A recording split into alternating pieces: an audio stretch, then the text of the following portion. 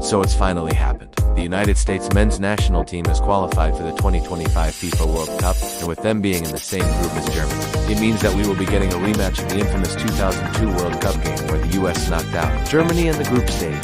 Now, even though this match won't have the same high stakes as that one did, it's still going to be a good one. So, in today's video, we're going to be doing a full tactical breakdown of this match, as well as a player-by-player comparison to see which team comes out on top. Now, before we get into all of that, if you could do us a massive favor and support us, that would be massive. It really does help us out a lot. And if you want to be kept up to date on all of our future videos, then make sure to subscribe so you don't miss any of our future uploads. Alright, so in terms of tactics, both of these teams play very similar styles of football. They both prefer to press high up the field, and they both build their attacks primarily through the middle of the park. However, the major difference between the two sides is their quality in wide areas. Germany are blessed with a ridiculous amount of quality out wide. Whether it's the exciting young Leroy Sané or the experienced Serge Gnabry, they have so many players that can beat a man and deliver a quality cross into the box.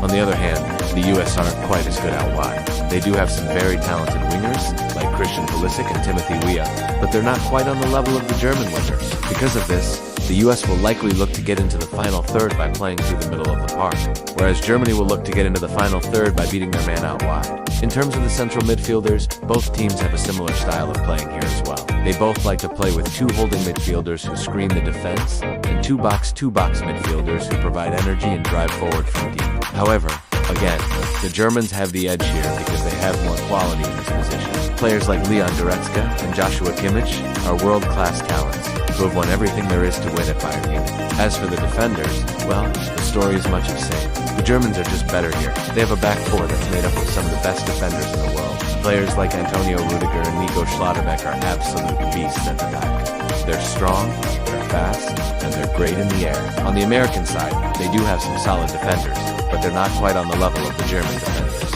Finally, when it comes to the strikers, both teams have a similar style of playing in terms of how they want their striker to operate. They both want their striker to be a focal point in the attack, and they want them to hold up the ball and bring others into play. However, again, the Germans have the edge here because they have a more clinical striker in Niklas Füllkrug. He's a proven goal scorer at the highest level, and he's exactly the type of striker that Germany need to win the World Cup. On the American side, they do have some solid strikers, but they're still looking for their main man up top. Josh Sargent and Jesus Ferreira are two players who could get the nod, but neither of them have really proven themselves at the international level just yet. So in terms of tactics, Germany has the clear advantage. They're just the better team overall, and they have more quality and experience than the US. However, tactics are only one part of the game, and the US may be able to exploit some of the weaknesses in the German game.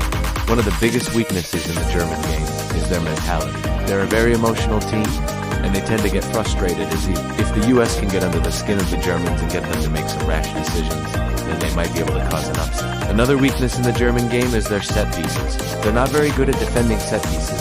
This is something that the US could exploit. If the US can get some set pieces in dangerous areas, then they might be able to score an important goal. Finally, the US could also look to exploit the pace of their wingers against the German fullbacks. The German fullbacks are not the fastest players, and this could allow the US wingers to get behind them and create some dangerous situations. So overall, while Germany is the better team on paper, the US has a few tricks up their sleeve that could cause an upset. Now let's take a look at a player-by-player comparison of the two teams. Starting off with the goalkeepers, Manuel Neuer is obviously the better goalkeeper here. He's an absolute legend of the game, and he was the best goalkeeper in the world for several years.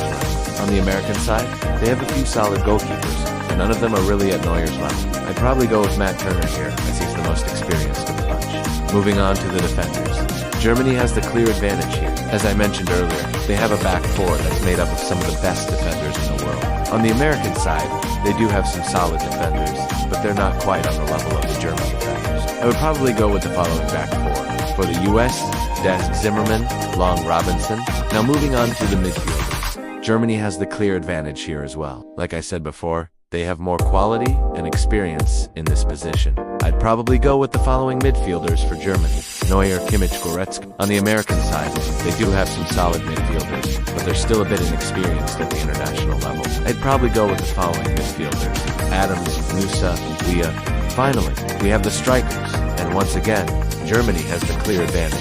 Folarin is a world-class striker who can score goals at will. On the American side, they don't have a striker who's quite at Folarin's level. I think Sargent would be the closest, but he's still a bit of a work in progress. So I'm going to have to give the edge to Germany here. Overall, when it comes to the starting X's, it's pretty clear that Germany has the advantage. They have more quality and experience all over the pitch.